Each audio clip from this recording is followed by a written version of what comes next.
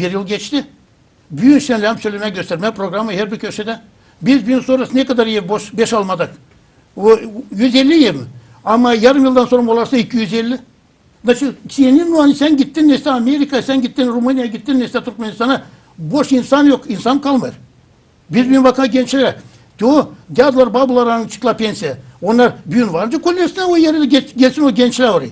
Birisi makar işlerse 104 bine. Orada devlet strukturları alanında. Gosur şeyler derler. Kolye ermeyene gençleri. Genç geziyor. Yarım yıl, bir yıl diyorum ama ne arayacağım ben burada? Babam kaldırayım kahvanda giderim.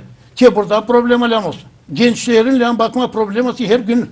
Ama biz nasıl gelir? Bu da lazım. Ama sen burada problemiyle bakarsın. Bizde en büyük problemi Gagavuzlarda biz küçük halksık. Bizden pek şalver olmaz. Bizden bakma bununla da bağlantı yapma.